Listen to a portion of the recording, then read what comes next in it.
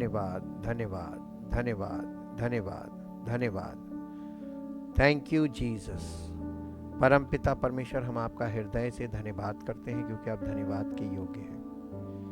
आपकी महिमा करते हैं, आपका आदर करते हैं क्योंकि आप ही महिमा और आदर के योग्य हैं और सारी महिमा आप ही की है।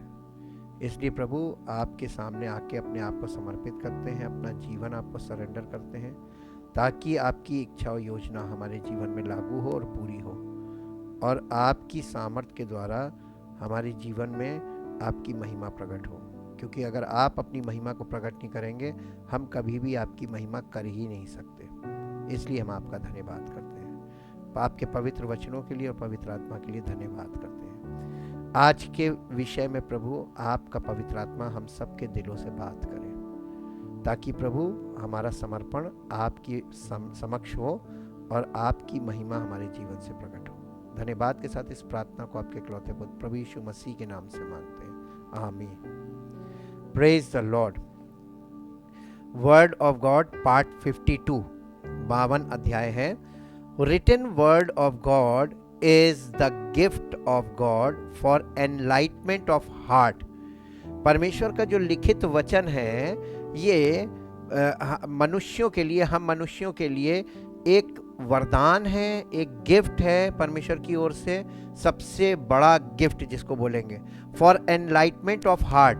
एनलाइटमेंट का मतलब होता है मिसकॉन्सेप्शन और इग्नोरेंस से हमको छुटकारा देता है या हमको प्रकाश देता है ताकि हम अज्ञानता से और गलत तरह की सब यानी अज्ञानता की बातों से और अज्ञानता के विचारों से और अज्ञानता की चीज़ों से बाहर निकलें और मिसकॉन्सेप्शन यानी गलत ढंग से जो चीज़ें हमें बताई जा रही हैं, गलत विचार हैं, उनसे भी छुटकारा हो ताकि हमारा हृदय परमेश्वर की आत्मा के प्रकाश से भर जाए।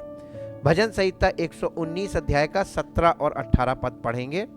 अपने दास का उपकार कर, अपने दास का उपकार कर, ये दाऊद लिख रहा है कि मैं जीवित रहूं, कि मैं जीवित रहूं और तेरे वचन पर चलता रहूं। और तेरे वचन पर, उसने ये क्यों नहीं कहा कि तेरी आत्मा के अनुसार चलो,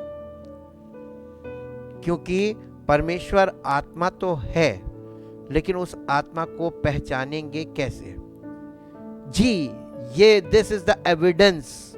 तो वो कह रहा है ताकि मैं तेरे वचन के अनुसार चलता रहूं, मेरी आंखें खोल दे, मेरी आंखें खोल दे कि मैं तेरी व्यवस्था की अद्भुत बातें देख सकूं। परमेश्वर की व्यवस्था या परमेश्वर के वचन में अद्भुत बातें हैं जो आप तभी देख पाएंगे जब आपको परमेश्वर के वचन का प्रकाश मिलेगा, एनलाइटमेंट।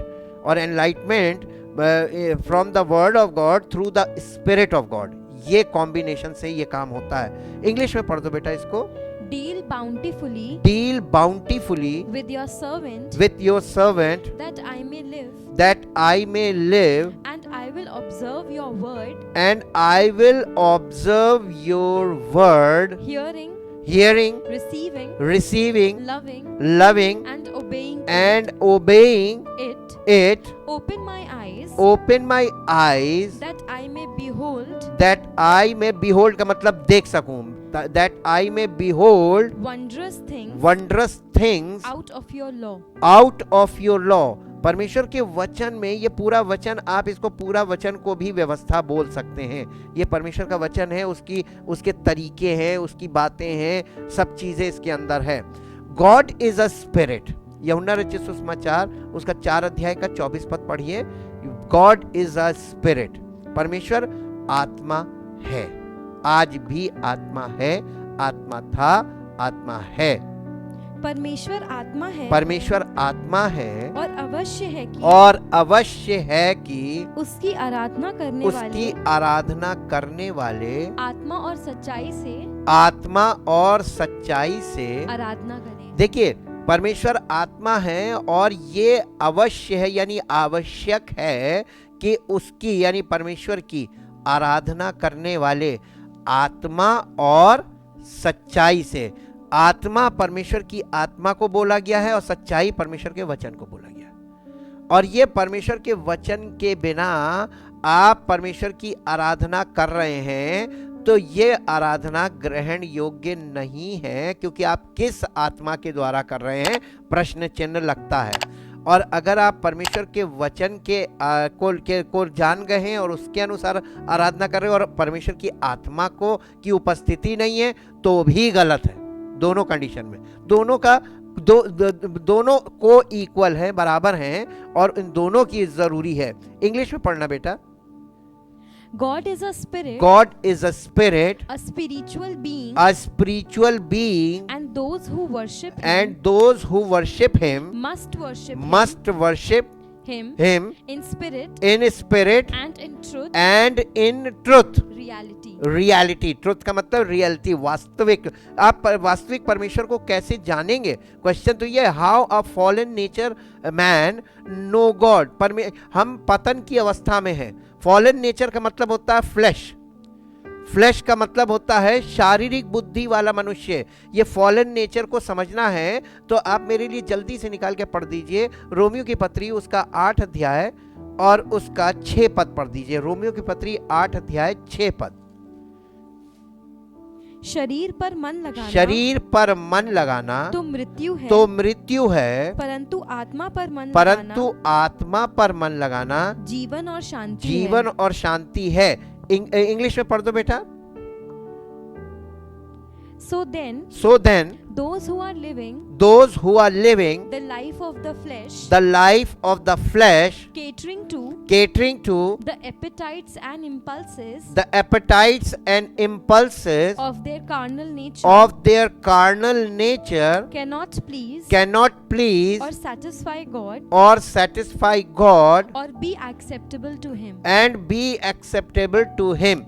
ये जो है इसका ये कौन सा वर्ष पढ़िए है 8 का 6 या इसी अध्याय में आप देखेंगे ये जो कार्नल नेचर है इसको लिखा गया है कि हमारा जो शारीरिक फ्लैश का मतलब होता है शारीरिक बुद्धि वाला मनुष्य, जो सेंस और रीजन, उसके पास 5 इंद्रियां हैं और उसके पास बुद्धि है यानी रीजनिंग करने की, लेकिन होली स्पिरिट नहीं है। विदाउट द होली स्पिरिट इसको कहते हैं फ्लैश। और ये फॉलन नेचर का मतलब फ्लैशली मैन। ये व्यक्ति जो पवित्र आत्मा रहित व्यक्ति है, शारीरिक समझ, शारीरिक बुद्धि, इन सब चीजों से परिपूर्ण है, पढ़ा लिखा है, सब कुछ है। ये how he know the spirit of God, ये परमेश्वर की आत्मा को कैसे पहचान सकता है टफ चीज। ठीक, इसके लिए पढ़िए यूहन्ना रचित सुसमाचार 14 अध्याय 15 से 17। यदि तुम मुझसे प्रेम रखते हो तो मेरी आज्ञाओं को मानोगे। मैं पिता से विनती करूंगा और वो तुम्हें एक और सहायक देगा कि वो सर्वदा तुम्हारे साथ रहे, अर्थात सत्य का आत्मा जिसे संसार ग्रहण नहीं कर सकता। क्यों नहीं ग्रहण कर सकता? क्योंकि वो फ्लैश है, फॉलन नेचर में है, वो इसको ग्रहण नहीं कर सकता। क्योंकि वो ना उसे देखता है। देखिए रीजन जो क्या लिखा हुआ है, वो क्योंकि वो ना उसे देखता है और ना उसे जानता है। तुम उसे जानते हो। अपने चेलों से कह रहा था तुम उसे जानते हो क्योंकि वो तुम्हारे साथ रहता है। यीशु मसीह अपने आप के लिए बोल रहा था। और वो तुम में होगा। English, If you really love me, you will keep obey my commandments. यीशु मसीह ये कह रहा है कि अगर तुम मुझसे प्यार करते हो तो मेरी आज्ञाओं को मानोगे। अब क्वेश्चन ये उठता है कि संसार के लोग पर प्रभु यीशु मसीह से सब कुछ चाहते हैं, सब कुछ दे सकता है, सक्षम है, लेकिन क्या देगा? क्यों नहीं देगा? क्योंकि वो उसे जानते नहीं। और सबसे बड़ी समस्या है कि वो जानना भी नहीं चाहते, वो सिर्फ चाहते हैं हमारी इच्छा पूरी कर दे। इसलिए उन लोगों के लिए बहुत मुश्किल होगा जो यीशु मसीह से सब कुछ पाना तो चाहते हैं, लेकिन उसको जाने बिना और बिना जानकारी के परमेश्वर से आपको कुछ नहीं मिलेगा। यही वचन बताता है जी। And I will ask the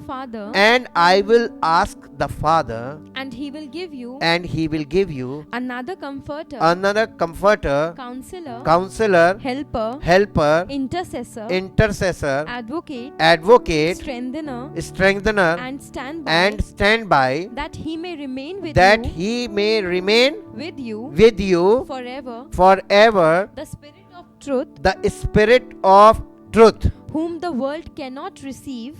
What is truth? The word of God. Word of God is truth, and the Holy Spirit is the Spirit of truth. तो पवित्र आत्मा काहे का आत्मा है? सत्य का आत्मा। और सत्य क्या है? तो बिना सत्य के आत्मा करेगा क्या तुम्हारे जीवन में? यस जी। The Spirit of truth, The Spirit of truth, whom the world cannot receive, whom the world cannot receive, welcome, take to its heart, take to its heart, because it does not see him, because it does not see him or know and recognize him. But you know and recognize But him, you know and recognize him, for he lives with you for he lives with you constantly and will be in you. in you.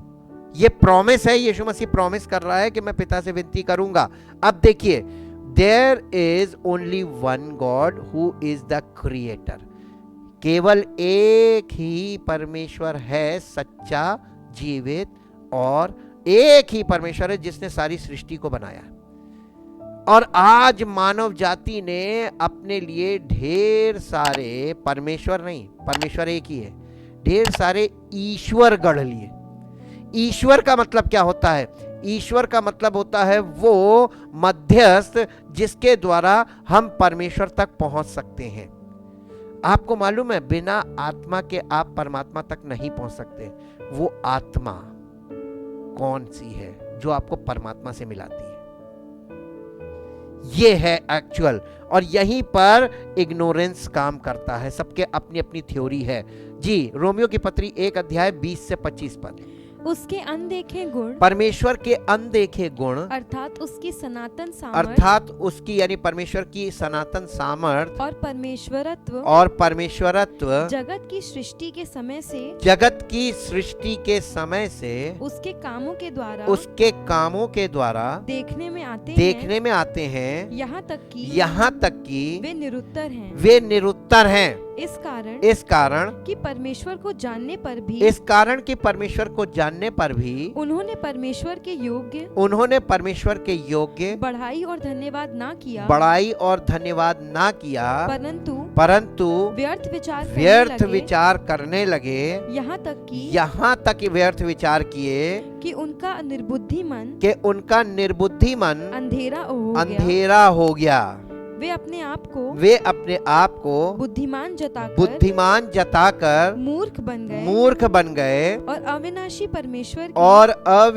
परमेश्वर की महिमा को नाशवान मनुष्यों और पक्षियों और चौपायों और रेंगने वाले जंतुओं की मूरत की समानता में बदल डाला। ये कैसे कर दिया? अगर परमेश्वर को जानते तो उसका ये मिसकॉन्सेप्शन क्यों काम कर रहा है? हाँ, मिसकॉन्सेप्शन का मतलब रॉन्ग आइडिया, और रॉन्ग आइडिया को वो लोग ट्रुथ मान रहे हैं और रॉन्ग आइडिया उनके पास है। अच्छा, उन लोगों, संसार के लोगों को छोड़ दीजिए, इजराइलियों को देखिए। इजराइली जो ये दावा करते कि हम परमेश्वर की कौम हैं, परमेश्वर के लोग हैं, परमेश्वर का वचन उनके बारे में बताता कि वो भी मिसकॉन्सेप्शन में चले गए, वो भी रॉन्ग आइडिया में चले गए। ऐसा क्यों?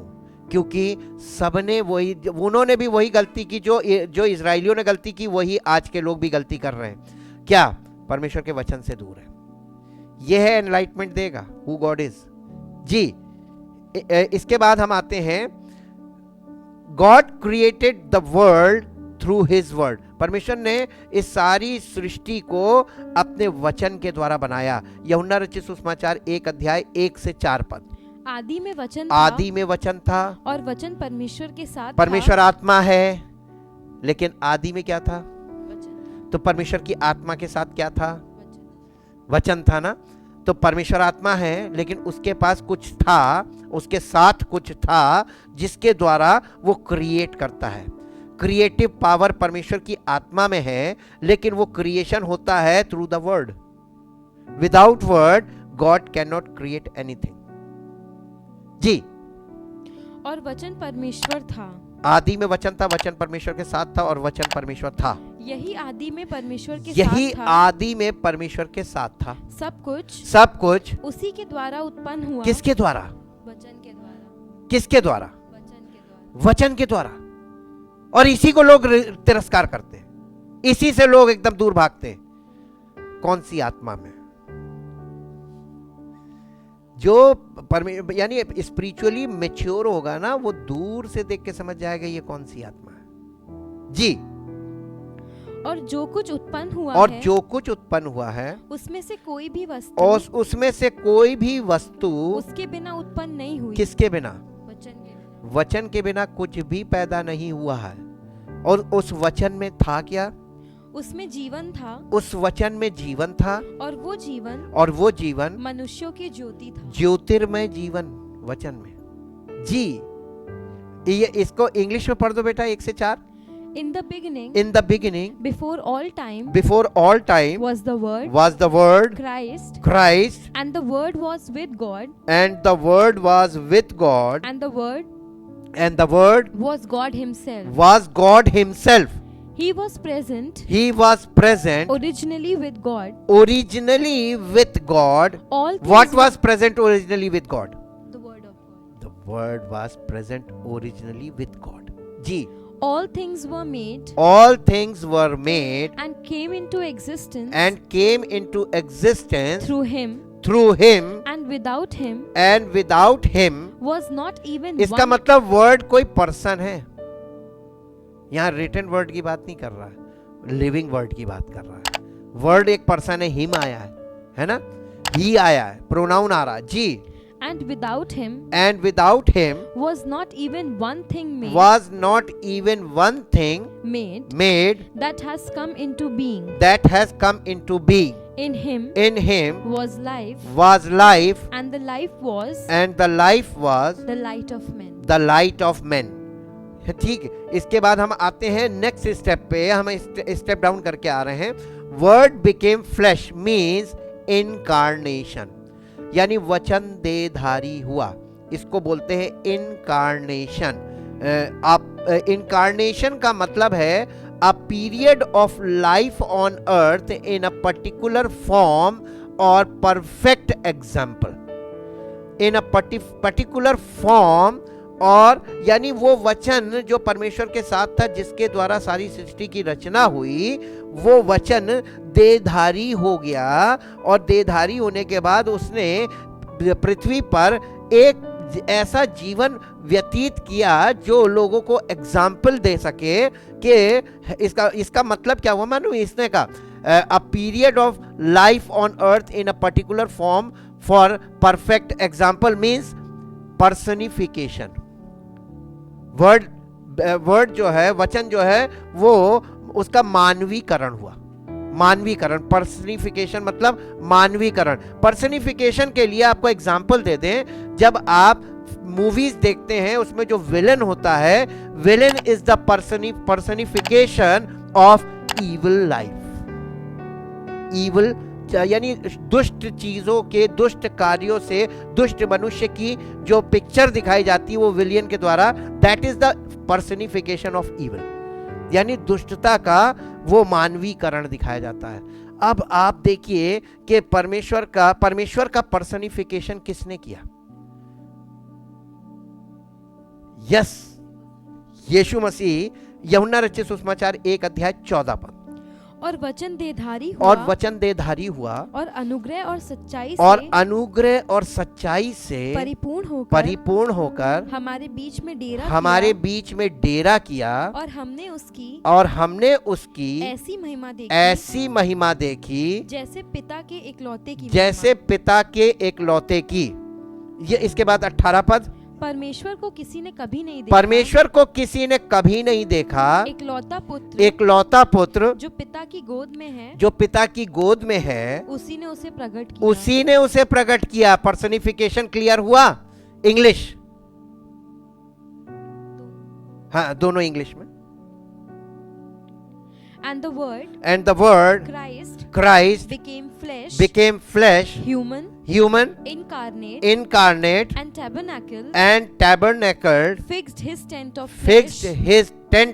flesh, lived a while among us, and we actually saw his glory, his honor, his majesty, such glory as an only begotten son receives from his father, full of grace, favor, loving kindness and truth. इसके बाद 18th, no man has ever seen God at any time, the only unique son or the only begotten God who is in the bosom in the intimate presence of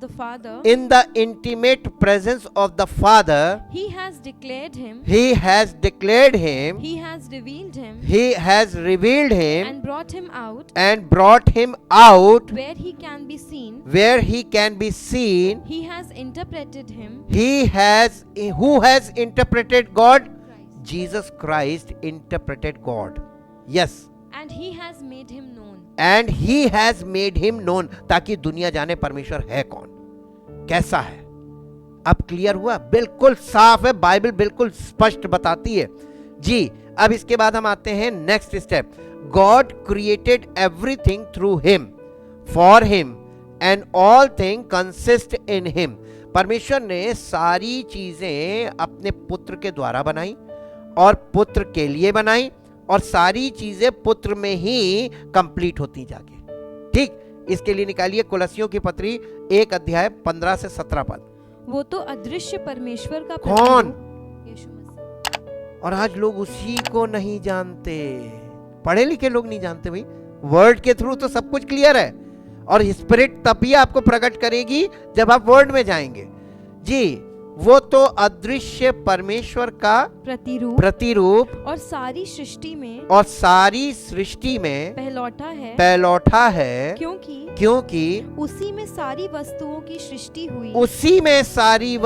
की सृष्टि हुई, स्वर्ग की हो अथवा पृथ्वी की, देखी या अनदेखी, क्या सिंहासन, क्या प्रभुताएं, क्या प्रधानताएं, क्या अधिकार, सारी वस्तुएं उसी के द्वारा और उसी के लिए सृजी गई हैं, हमारे लिए नहीं है जी। वही सब वस्तुओं में प्रथम है, और सब वस्तुएं उसी में स्थिर रहती हैं। उसी में स्थिर। आपकी जिंदगी अस्थिर तब तक रहेगी जब तक आप उसमें नहीं है, इन क्राइस्ट। जब आप इन क्राइस्ट हो जाएंगे तब आपकी जिंदगी बिल्कुल स्थिर हो जाएगी, कोई आपको डिगा नहीं पाएगा जी। इंग्लिश में Colossians 1:15-17 in English. Now he is the exact likeness. Who? Jesus Christ.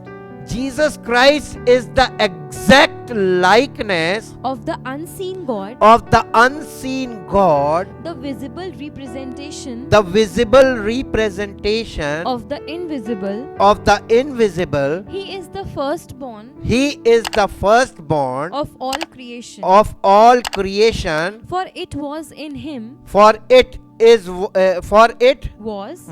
in him that all things were created in heaven and on earth,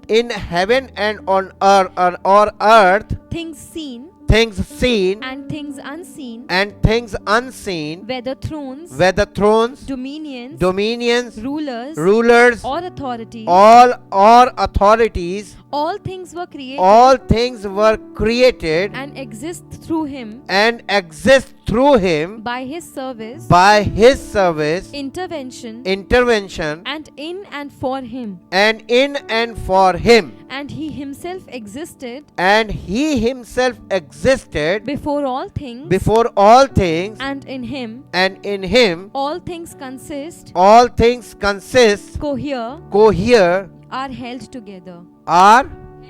held together. वो सब चीजों को संभाले रहता है जी। अब इसके बाद इफिसियों की पत्री 1 अध्याय 10 पद कि समयों के पूरे होने का के समयों के पूरे होने का ऐसा प्रबंध हो कि जो कुछ स्वर्ग में है कि जो कुछ स्वर्ग में है और जो कुछ पृथ्वी पर है और जो कुछ पृथ्वी पर है, सब कुछ वो मसीह में एकत्र करे। कौन? गॉड द फादर मसीह में सब कुछ एकत्रित करेगा, और जो कुछ मसीह में नहीं होगा सब खत्म। लोग कह रहे हैं ना दुनिया नष्ट होती चली जाएगी, क्योंकि लोग उसका तिरस्कार कर रहे हैं जहां पर उनको नष्ट होने से बचाने वाला। जी English. He planned for the maturity of the times and the climax of the ages to unify all things and head them up and consummate them in Christ, both things in heaven and things on earth. वो सब उसमें एकत्रित कर लेगा। जो कुछ मसीह में होगा वही बचेगा, बाकी सब नष्ट होगा। ये उसका प्लान है। This is the plan of God. इसके बाद हम आते हैं कि in the book of genesis God created man in his own image. उत्पत्ति की पुस्तक 1 अध्याय 27 पद। तब परमेश्वर ने मनुष्य को अपने स्वरूप के अनुसार उत्पन्न किया अपने ही स्वरूप के अनुसार परमेश्वर ने उसको उत्पन्न किया नर और नारी करके उसने मनुष्यों की सृष्टि की। English. So God created man in his own image, in the image and likeness of God, he created him, male and female, he created them. यानी परमेश्वर ने मनुष्य को कैसा बनाया था? तो परमेश्वर कैसा होगा? हैं? उसका स्वरूप कैसा होना चाहिए? हमारी तरह। लोगों ने परमेश्वर का स्वरूप क्या बना दिया? आपकी फोटो कोई बिगाड़ दे, आपकी इमेज कोई बिगाड़े, आपको कैसा लगेगा? परमेश्वर ने इसी का बदला लोगों को मिल रहा है। परमेश्वर बहुत नाराज है इस बात से।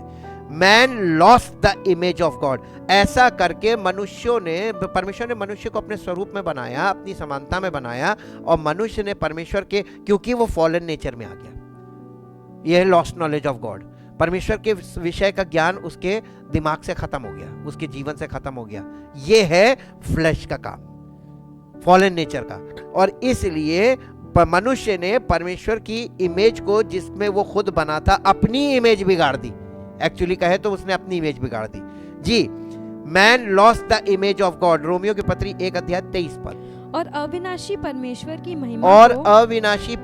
की महिमा को नाशवान मनुष्य और पक्षियों और चौपायों और रेंगने वाले जंतुओं की मूरत की समानता में बदल डाला। ये किसने किया? मनुष्य ने। क्यों किया? Fallen nature. The reason is fallen nature. Fallen nature के कारण उसने परमेश्वर की इमेज को, एक्चुअली कहे तो अपनी ही इमेज को खराब कर दिया। ठीक। और इसके बाद the meaning of eternal life. अनंत जीवन का मतलब क्या है? यूहन्ना रचित सुसमाचार 17 अध्याय 2 और 3 पद पढ़िए। क्योंकि तूने उसको, ये यीशु मसीह पिता से प्रार्थना कर रहा, महायाजकीय प्रार्थना कह रहा, क्योंकि तूने उसको सब प्राणियों पर अधिकार दिया। अपने आप के लिए बोल रहा है, मनुष्य के पुत्र को, कि तूने उसको सब प्राणियों पर अधिकार दिया कि जिन्हें तूने उसको दिया है उन सबको वो अनंत जीवन दे। किस किस को मिलेगा? नहीं, किन सबको?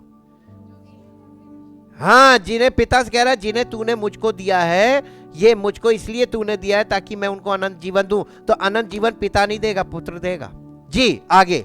और अनंत जीवन ये है और अनंत जीवन ये है कि वे तुझ एकमात्र सच्चे परमेश्वर को और यीशु मसीह को जिसे तूने भेजा है जाने। अरे यही अनंत जीवन। और इतनी सी चीज के लिए लोग क्या क्या कर रहे हैं। अनंत जीवन इतनी आसानी से मिल रहा है। इंग्लिश में पढ़ दो बेटा। Just as you have granted him power and authority over all flesh, all humankind, now glorify him so that he may give eternal life to all whom you have given him. And this is eternal life. It means to know, to perceive, recognize, become acquainted with, and understand you, the only true and real God, and likewise to know him, Jesus, as the Christ, the anointed one, the Messiah, whom you have sent. यही है अनंत जीवन। जी, इसके बाद misconception क्या चल रहा है? God made man in his own image, और फॉलन नेचर से आ गया मिसकॉन्सेप्शन का मतलब होता है मिसकॉन्सेप्शन अबाउट गॉड। परमेश्वर के विषय में मिसकॉन्सेप्शन क्या है? और रॉन्ग आइडिया अबाउट गॉड और रॉन्ग अंडरस्टैंडिंग अबाउट गॉड। और यही इग्नोरेंस है। दिस इज द इग्नोरेंस, यही है अज्ञानता। इसी के कारण अविश्वास आता है। और इब्रानियों की पत्री 3 अध्याय 9 से 11 पद। जहाँ तुम्हारे बाप दादों ने मुझे जांच कर परखा और 40 वर्ष तक मेरे काम देखे। इस कारण मैं उस समय के लोगों से क्रोधित रहा। ये इजराइलियों की बात कर रहा है जी। और कहा इनके मन सदा भटकते रहते हैं। किनके? इजराइलियों के। आजकल के लोगों के एग्जैक्ट जो लिखा है। आज के इजरायली सब आपको दिख रहे हैं जो हैं। कोई अपने आप को ये ना सोचे कि हम इजरायली नहीं, all are Israelites just like Israelites. जो उन्होंने किया वही कर रहे हैं। इनके मन सदा भटकते रहते हैं और इन्होंने मेरे मार्गों को नहीं पहचाना। तब मैंने क्रोध में आकर शपथ खाई। वे मेरे विश्राम में प्रवेश करने ना पाएंगे। परमेश्वर खिसिया गया। ये इंग्लिश में पढ़ दो बेटा। Where your fathers tried my patience and tested my forbearance and found I stood their test and they saw my works for 40 years. And so I was provoked, displeased and sorely grieved with that generation and said they always err and are led astray in their hearts. ये काम कहाँ होता है मनुष्य के? हृदय में। आपका दिल परमेश्वर के वचन में अगर नहीं लगता है, इसका मतलब आपके दिल में इग्नोरेंस काम कर रही है, बैठी हुई जड़ बना के। और जब तक वो जड़ के रूप में है अज्ञानता, तब तक जब तक वो अज्ञानता नहीं निकलेगी, तब तक आपकी जिंदगी में एक काम भी नहीं होगा जी। They always erred and led astray in their hearts, and they have not perceived or recognized my ways, and become progressively better, and more experimentally, and intimately acquainted with them. Accordingly, I swore in my wrath and indignation, they shall not enter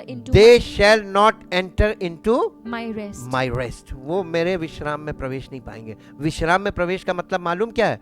मसीह में जाकर complete हो जाना, यही है विश्राम. आपको कुछ नहीं करना है, सब कुछ परमेश्वर. तब आपको ये पता चल जाएगा परमेश्वर ने सब कुछ कर दिया है और हमको कुछ नहीं करना, हमें तो सिर्फ विश्वास करना है. यही चीज है. आपको पूरी तरीके से छुटकारा, कुछ भी नहीं करना. परमेश्वर के लिए आपको कुछ नहीं करना है.